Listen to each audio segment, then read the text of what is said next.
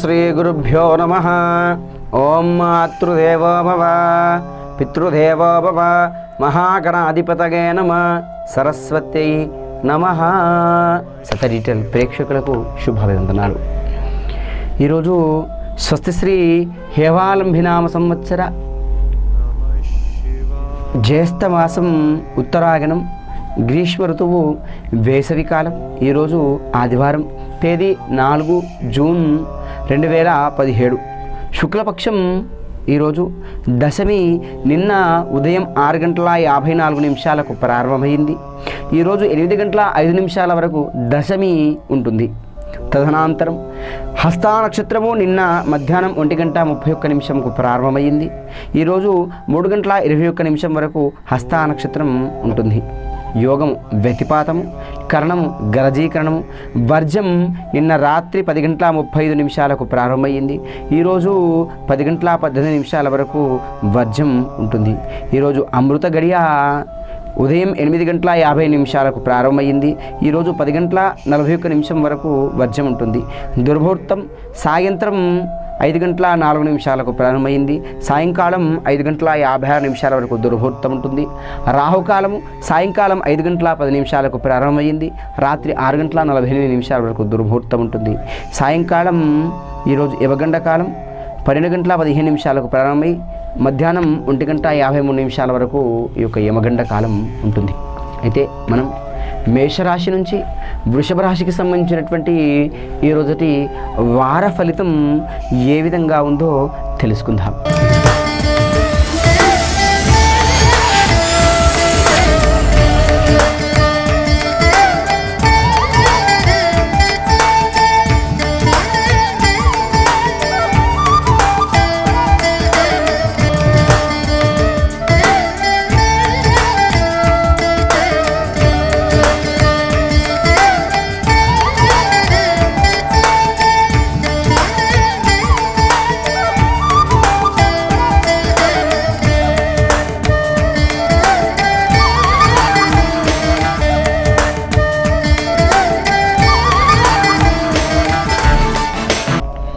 మొట్టమొదటి రాశి మేషరాశి.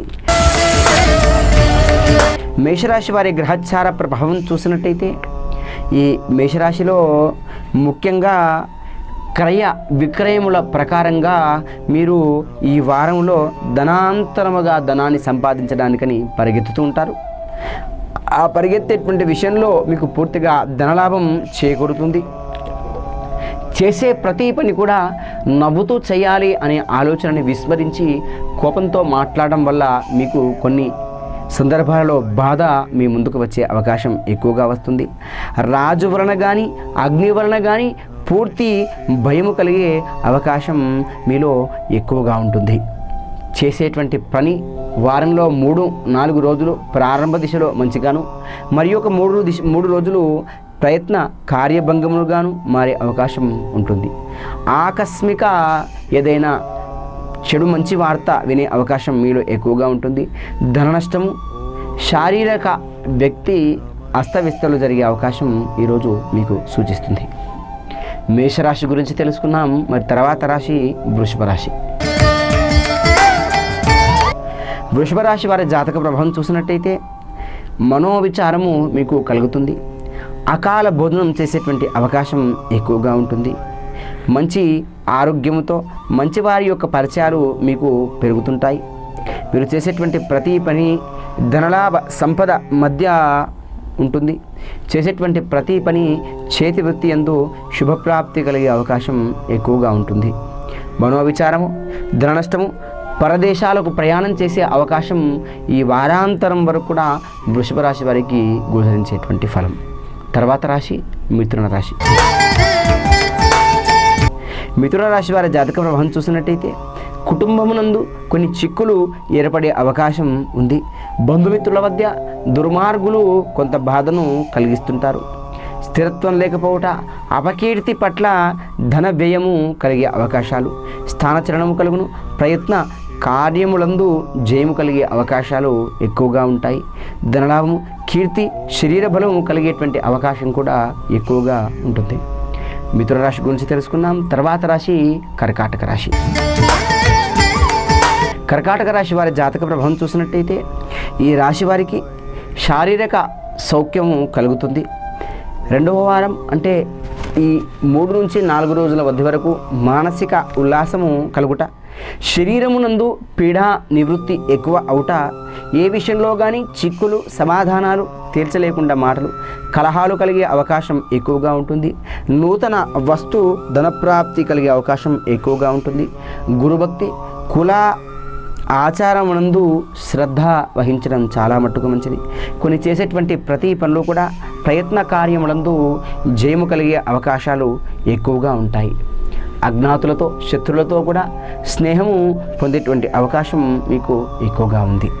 తర్వాత రాశి సింహరాశి. సింహరాశి వారి జాతక ప్రభావం చూస్తే ఆరోగ్యము పట్ల బంధుమిత్రుల యొక్క సమాగము కలిగే అవకాశం ఎక్కువగా ఉంటుంది. నూతన వస్తుప్రాప్తి కలిగే అవకాశం ఉంటుంది. దానితో పాటు మనసుకు ఆనందము కలిగి గౌరవ అభివృద్ధి ప్రయత్నాలు చేకూరుతూ ఉంటాయి. యాత్ర కార్యసిద్ధి కలుగుతుంటుంది. మీరు చేసేటువంటి ప్రతి పని కష్టాలతో ప్రారంభమై కష్టంలోనే ముగిస్తుంది. బంధుమిత్రులతో మీరు కాస్తంత ఉల్లాసంగా గడపడానికని ప్రయత్నం చేయాలి. మీరు చేసేటువంటి ప్రతి పని ధనలాభాన్ని ఈ వారాంతరం వరకు చేకూరుస్తుంది. తర్వాత రాశి కన్యారాశి. కన్యారాశి వారి జాతక ప్రభావం చూసినట్టయితే వీరికి ఈ వారాంతరం వరకు కొద్దిగంత అపకీర్తి పొందే అవకాశము, ధన నష్టము కలిగే అవకాశము, మనోవిచారము కలిగే అవకాశం ఎక్కువగా ఉన్నాయి. చేసేటువంటి పనుల వల్ల పై ఉద్యోగుల నుండి పై వారి నుండి మాటలు ఇబ్బందులు కలుగుతుంటాయి. అంతేకాకుండా బుద్ధి చాంచల్యము కలిగే అవకాశం ఎక్కువగా ఉంటుంది. యంత్ర ప్రయత్నముల వల్ల కార్య విముఖత వస్తుంది. ఏదైనా చేసేటువంటి ప్రతి పని కూడా ఆపద నుండి దూరమయ్యే అవకాశం ఎక్కువగా వస్తుంది. బంధుమిత్రుల యొక్క సమాగము నుండి కూడా దూరమయ్యే అవకాశము, మనోల్లాసము కలిగే అవకాశము, రాజదర్శనము కలిగే అవకాశం మీకు ఎక్కువగా ఉంది. తర్వాత రాశి తులారాశి. తులారాశి వారి జాతక ప్రభావం చూసినట్టయితే తులారాశి వారికి ఈ వారాంతరం వరకు శత్రువులు పెరిగేటువంటి అవకాశాలు ఎక్కువగా ఉంటాయి. శుభకార్యాల వల్ల ధనాన్ని సంపాదిస్తుంటారు. పశు నష్టము కలిగే అవకాశం ఎక్కువగా ఉంటుంది. దానితో పాటు చిన్న చిన్న పనుల మధ్య ఇబ్బందులు, కలహాలు, గొడవలు పెరిగే అవకాశం ఎక్కువగా ఉన్నాయి. మీరు చేసేటువంటి ప్రతి పనిలో కూడా ఈ వారాంతరం వరకు కార్యభంగాలే ఎక్కువగా ఉంటాయి. విరోధాలు కూడా ఎక్కువగా ఏర్పడుతుంటాయి. తర్వాత రాశి వృశ్చిక రాశి. వృశ్చిక రాశి వారి జాతక ప్రభావం చూస్తే సమస్త జన విరోధము కలిగే అవకాశం ఈ రాశి వారికి గోచరిస్తుంది. గౌరవాభివృద్ధి, మంచి తేజస్సు, సకల కార్యములందు జయము, సౌఖ్య జీవితము మంతసిద్ధి కలుగును. మనోల్లాసము, ముష్టాన్న భోజనము, ధన ధాన్య సమృద్ధి, ఇష్టసేవక పూలకంగా మీరు కొన్ని పనులను చేపట్టే అవకాశం ఈ రాశి వారికి ఉంది. వృశ్చిక రాశి వారి శని ప్రభావం వల్ల ఎక్కువ మటుకు బయట అధికారులతో ఇబ్బందులు పొందే అవకాశం చాలా మటుకు ఉంటాయి. జాగ్రత్త పడాల్సిన అవకాశం ఎంతగానో ఉంది. తర్వాత రాశి ధనుర్రాశి. ధనుర్రాశి వారి జాతక ప్రభావం చూస్తే ప్రతి పని యందు కూడా కార్యక్రమాలన్నీ కూడా నెరవేరుతూ ఉంటాయి. ధనధాన్య నష్టము, వృధా భ్రమణం కలుగుతుంది. జనులను ద్వేషించుట వలన మీ యొక్క నైసర్గ స్థితి కోల్పోతుంటారు. బంధుమిత్రులతో మంచి గౌరవాభివృద్ధి కలిగే అవకాశాలు ఎక్కువగా ఉన్నాయి. సంగీతము, లలిత కళలు చేసేటువంటి వారికి, విద్వాంసులకు మంచి ప్రజ్ఞాపాఠవాలు, పేరు ప్రతిష్టలు వచ్చే అవకాశాలు ఉన్నాయి. రాజకీయ నాయకులకు అపకీర్తి, మనస్తాపము కలిగే అవకాశం ఎక్కువగా ఉంది. తర్వాత రాశి మకర రాశి. మకర రాశి వారి జాతక ప్రభావం చూస్తే బంధుమిత్రుల వలన ధన వ్యయం కలుగుతుంది. నూతన విషయాల పట్ల వస్తు ప్రాప్తి కలిగే అవకాశాలు ఎక్కువగా ఉంటాయి. ధనధాన్య ప్రాప్తి కొరకు మీరు కీర్తి సంతోషమును కలుగుతాయి. అంతేకాకుండా కులాచార ప్రకారంగా మీరు ధనాన్ని అభ్యర్థిస్తుంటారు. గృహానికి సంబంధించినటువంటి విషయాల్లో మీరు లాభం చేకూరుతుంది. అంతేకాకుండా స్త్రీ సౌఖ్యము, బంధుమిత్ర పుత్రాదులతో సౌఖ్యము, విద్వాంసులకు పరిచయము కలుగుతుంది. ఆరోగ్య విషయంలో అనేక ఇబ్బందులు కలుగుతుంటాయి. ధనలాభము, సంతాన ప్రాప్తి కలిగే అవకాశం మీలో ఈ వారాంతరం వరకు మకర రాశి వారికి గోచరిస్తుంది. తర్వాత రాశి కుంభరాశి. కుంభరాశి వారి జాతక ప్రభావం చూసినట్టయితే వారాంతరం వరకు కూడా మీరు కొన్ని రోజులు అకాల భోజనం చేసే అవకాశాలున్నాయి. ఆరోగ్యం దెబ్బతినే అవకాశాలున్నాయి. మాట్లాడుతున్నప్పుడు కోపాన్ని తగ్గించుకొని మాట్లాడడం చాలా మటుకు మంచిది. హద్దుమీరి ప్రవర్తించేటువంటి విషయంలో మీరు జాగ్రత్తగా నడుచుకోవాలి. శరీరంలో దేహం సౌఖ్యత, కీర్తి ప్రతిష్టలు పొందే అవకాశాలు ఎక్కువగా ఉన్నాయి. పూర్తిగా విచారము, వివిధ రూపాల్లో కష్టాలు కలుగుతుంటాయి. పాపకార్యాచరణ శక్తి మీరు చేస్తుంటారు. చిక్కులు, అనేక విషయాల వల్ల వ్యతిరేకత మీకు కలిగేటువంటి అవకాశాలు ఉన్నాయి. జాగ్రత్తగా ఉండడం చాలా మంచిది. మీనరాశి వారు, ఈ రాశి వారికి సంబంధించినటువంటి గ్రహచార ప్రభావం చూసినట్టయితే ధన నష్టం కలుగుతుంది. బంధువుల మధ్య విరోధాలు ఏర్పడుతుంటాయి. రోగ విచారములు కలుగుతుంటాయి. శ్రమకు తగ్గట్టు మంచి గుర్తింపు వస్తుంది. రాజకీయ నాయకులకు ప్రతి వ్యవహారమునందు కూడా విజయప్రాప్తి కలుగుతుంది. అభిష్ట కార్య సిద్ధి సంభవించును. కుటుంబము, జీవనము, సౌఖ్యము, ఆరోగ్య, కీర్తియు, దేహవృష్టత కలిగే అవకాశాలు ఎక్కువగా ఉన్నాయి.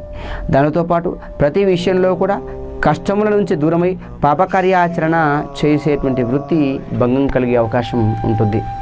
కాబట్టి మీరు చేసే ప్రతి పని కూడా మంచి నడవడితో సత్ఫలితాన్ని చేసినట్టయితే మీ గ్రహచార స్థితి పూర్తిగా మంచి అయ్యే అవకాశం ఉంది.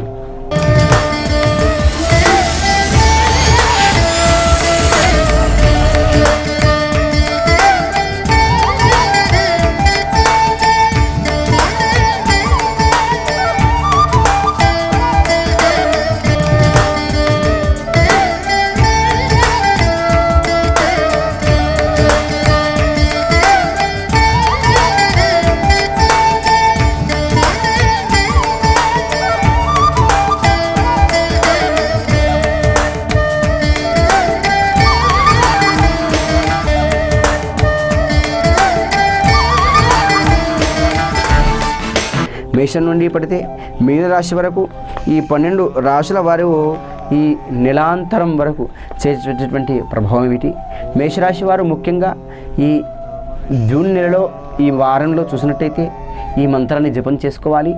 ఓం సాం సీం సౌం సం రాహవే నమః అన్న మంత్రం జపం చేయాలి. కిలోపావు మినుపప్పును ఆదివారం దానం చేయడం చాలా మటుకు శ్రేష్టం. నాగేంద్రుని పుట్టకు ఆదివారం నాడు 18 ప్రదక్షిణాలు చేసుకోవడం చాలా మటుకు మంచిది. తర్వాత రాశి వృషభ రాశి. వృషభ రాశి వారి జాతక ప్రభావం చూసినట్టయితే వారు చేయగలిగినటువంటి తరుణోపాయం ఓం హ్రీం సూర్యాయ నమః అన్న మంత్రం 60 సార్లు పఠనం చేసుకోవాలి. మళ్ళొకమారు ఓం హ్రీం సూర్యాయ నమః అన్న మంత్రం 60 సార్లు పఠనం చేసుకోవాలి. కిలోపావు గోధుమ పిండిని ఆదివారం నాడు దానం చేయాలి. శివాలయములో 18 ప్రదక్షిణాలు చేసుకోవడం చాలా మటుకు మంచిది. తర్వాత రాశి మిథున రాశి. మిథున రాశి వారి జాతక ప్రభావం చూస్తే ఓం క్రాం క్రీం క్రౌం స భౌమాయ నమః. మరొకమారు ఓం క్రాం క్రీం క్రౌం స భౌమాయ నమః అన్న మంత్రం 70 మార్లు పఠనం చేసుకోవాలి. కిలోపావు కందులు దానం చేయాలి. ఆంజనేయ స్వామికి సింధూర తర్పణం చేయడం, సింధూరం పెట్టడం చాలా మటుకు మంచిది. మిథున రాశి గురించి తెలుసుకున్నాం. తర్వాత కర్కాటక రాశి వారు ఓం భూం బుధాయ నమః అన్న మంత్రం ఈ వారాంతరం వరకు ప్రతిరోజు కూడా 17 సార్లు పఠనం చేసుకోవాలి. కిలోపావు పచ్చి శనగలు దానం చేయడం చాలా మటుకు శ్రేయస్కరం. నవగ్రహాలకు 17 ప్రదక్షిణాలు చేసుకోవడం చాలా మటుకు మంచిది. తర్వాత రాశి సింహరాశి. సింహరాశి వారి జాతక ప్రభావం చూసినట్టయితే ఓం ఐం సరస్వత్యై నమః అన్న మంత్రం పఠనం చేసుకోవాలి. కిలోపావు పెసళ్ళు బుధవారం నాడు దానం చేయాలి. తులసి చెట్టుకు 17 ప్రదక్షిణాలు చేసుకోవడం వల్ల చాలా మటుకు మంచి కలిగే అవకాశం సింహరాశి వారికి గోచరిస్తుంది. తర్వాత రాశి కన్యారాశి. కన్యారాశి వారి జాతక ప్రభావం చూస్తే ఈరోజు మీరు జపించుకోవాల్సినటువంటి మంత్రం ఓం హ్రీం గురుని సూర్యాయ నమః అని ప్రతిరోజు 60 సార్లు ఈ మంత్రం పఠనం చేసుకోవాలి. కిలోపావు గోధుమ రవ్వను ఆదివారం దానం చేయాలి. విష్ణుమూర్తికి సంబంధించినటువంటి ఆలయంలో 18 ప్రదక్షిణాలు చేసుకోవాలి. తర్వాత రాశి తులారాశి. తులారాశి వారికి సంబంధించినటువంటిది ఓం ఐం క్లీం బృహస్పతగే నమః అన్న మంత్రం 16 సార్లు జపం చేసుకోవాలి. కిలోపావు శనగలు గురువారం నాడు దానం చేయాలి. శ్రీ సాయినాథుని ఆలయంలో 16 ప్రదక్షిణాలు చేసుకోవడం చాలా మటుకు మంచిది. తర్వాత రాశి వృశ్చిక రాశి. వృశ్చిక రాశి వారి జాతక ప్రభావం చూసినట్టయితే వీరు జపించాల్సినటువంటి మంత్రం ఓం భూం బుధాయ నమః అన్న మంత్రం 17 సార్లు జపం చేసుకోవాలి. కిలోపావు పచ్చి శనగలు బుధవారం నాడు దానం చేయాలి. నవగ్రహాలకు 17 ప్రదక్షిణాలు చేసుకోవడం చాలా మటుకు మంచిది. తర్వాత రాశి ధనుర్రాశి. ధనుర్రాశి వారు ఓం బుధాయ నమః అన్న మంత్రం 17 సార్లు పఠనం చేసుకోవాలి. కిలోపావు పచ్చి పెసళ్ళు బుధవారం నాడు దానం చేయాలి. సరస్వతీదేవికి ప్రదక్షిణ 17 ప్రదక్షిణాలు చేసుకోవాలి. తర్వాత రాశి మకర రాశి. మకర రాశి వారి జాతక ప్రవాహాన్ని చూసినట్టయితే వారు జపించదగిన మంత్రం ఓం ఐం హ్రీం శ్రీం శనేశ్వరాయ నమః అన్న మంత్రం ప్రతిరోజు 19 సార్లు ప్రదక్షిణ పూర్తి చేసుకోవాలి. కిలోపావు నల్ల నువ్వులు శనివారం నాడు దానం ఇవ్వాలి. నవగ్రహాలకు 19 ప్రదక్షిణాలు చేసుకోవడం చాలా మటుకు మంచిది. తర్వాత రాశి కుంభరాశి. కుంభరాశి వారు ఓం నమో భగవతే రుద్రాయ నమః అన్న మంత్రం 108 సార్లు జపం చేసుకోవాలి. కిలోపావు కందులు దానం చేయాలి. మంగళవారం నాడు శివాలయంలో లేదా ఆంజనేయ స్వామి ఆలయంలో 21 ప్రదక్షిణాలు చేయాలి. తర్వాత రాశి మీనరాశి. మీనరాశి వారు ఓం ఐం సరస్వత్యై నమః అన్న మంత్రం పఠనం చేసుకోవాలి. కిలోపావు పెసళ్ళు బుధవారం దానం చేయాలి. తులసి చెట్టుకు ఈ యొక్క బుధ ఆదివారాల్లో 17 ప్రదక్షిణాలు చేసుకోవాలి. ఈ విధంగా మేషం నుండి పడితే మీనరాశి వరకు ఈ యొక్క 12 రాశుల యొక్క గ్రహచార పరిస్థితి ఏ విధంగా ఉందో తెలుసుకున్నాం. మరి మానవుడు చాలా మట్టుకు కూడా అధిక ఇబ్బందుల వల్ల గురి అయినటువంటి అరిషడ్ వర్గాలు అంటే గుణాలలో మానవుడి యొక్క గుణాలలో దుర్గుణాలు. ఆ అరిషడ్ గుణాల వర్గాలలో కామము చాలా విరుద్ధమైనటువంటిది. కామస్థితి ఏ విధంగా ఉంటుందంటే మొదట కామము ధర్మ విరుద్ధమైనటువంటి కోరికలతో అది కంటికి నచ్చిన ఆడదానికి కోసం వెంపర్లాడి చేసే దాంట్లో ధనమానాలను మనుషులు పోగొట్టే అవకాశం కామం తెస్తుంది. రెండవది క్రోధము. ఈ క్రోధము కామం వలన వచ్చేటువంటి క్రోధము పెరిగి ఆత్మీయులను దూరం చేస్తుంది. మూడవది శత్రువును దగ్గర చేస్తుంది. మూడవది లోభము. లోభం వల్ల ధనం తనకు తన వారికి కూడా దక్కకుండా చివరికి అన్యుల పాలు కావడానికి ఆస్కారాలు ఉంటాయి. అర్హత లేని వారికి అది అందుతుంది. నాలుగవది మోహము. మోహము అంటే నాది అనే భ్రమలో నీది అని పోగొట్టేది. మోహము నాది అనే భ్రమలో నిధి పోగొట్టేదే భ్రమం. ఐదవది మదము. మనకు కొద్దిపాటి శక్తులను చూసుకొని విర్రవీగటం అంటే కొద్ది మట్టుకు పేరు ప్రతిష్టలు వచ్చినా కానీ ఇది నాకు చాలా గొప్పగా ఉంది, నన్ను ఎవ్వరూ ఏమీ అనుకోలేరు అనేటువంటిదే విర్రవీగటం. ఆరవది మాత్సర్యము అంటే మాంసము వల్ల కానీ పరుల వల్లను కానీ చూసి ఈర్ష్యాద్వేషాలు పొందుతున్నది మాత్సర్యంలో వస్తుంది.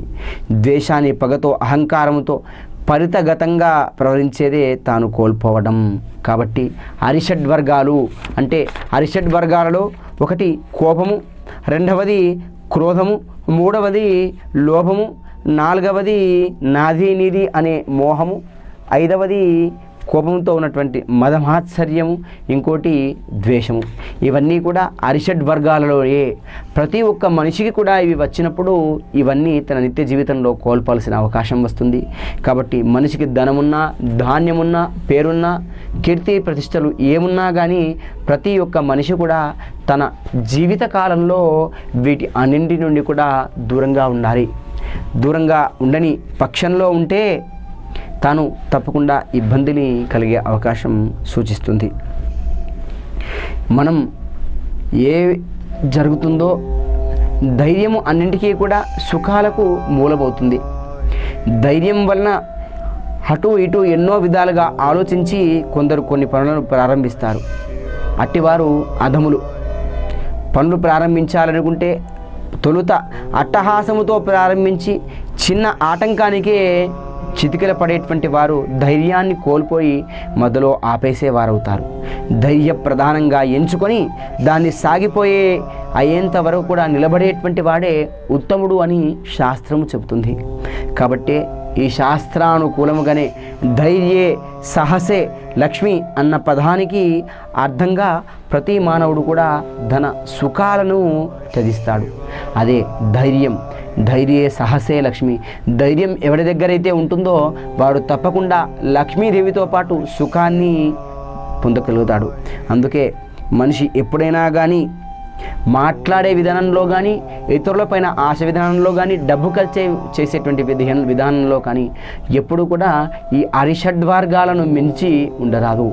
ఎవరైతే అరిషడ్వర్గాలను మించి కామం పట్ల కానీ లోభం పట్ల కానీ మనస్తాపం పట్ల కానీ దానితో పాటు మోహము పట్ల కానీ పగతో కానీ ద్వేషంతో కానీ అహంకారంతో కానీ విర్రవీగినట్టయితే ఆ మనిషి జీవితకాలంలో పతనానికి దారితీస్తుంది. కాబట్టి ఎంత ఉన్నతమైన పదవులున్నా చివరికి పేరు ప్రతిష్టలున్నా ఏమున్నా కానీ బీదవాడుంటే బీదవాడితో కూర్చొని తిని ఇటువంటి సమయం, లక్షాధికారి ఉంటే లక్షాధికారితో కూర్చున్నటువంటి తినే సమయం, ఎటుపోయినా కానీ తన స్థితి మానుకోకుండా తన స్థితిగతుల మధ్య ప్రవర్తించేటువంటి గుణం ఉన్నవాడే జీవితంలో మానవుడుగా పైకి వస్తాడు. ఆ పైకి రావడానికే గల కారణం మనసుకు ధైర్యాన్ని ఇచ్చేటువంటి పదం నిజం, అరిషడ్వర్గాలను జయించేటువంటి భయం. అందుకోసమని తప్పకుండా కూడా ప్రతి మానవుడు కూడా తమకు సంబంధించినటువంటి విషయంలో అరిషడ్వర్గాలను జయించి మంచి ప్రవృత్తులతో చేపట్టి జీవితకాలంలో బాగుగా ఉండాలని కోరుతూ మరి ఈరోజు కార్యక్రమం ముగిస్తూ శుభం భవతు.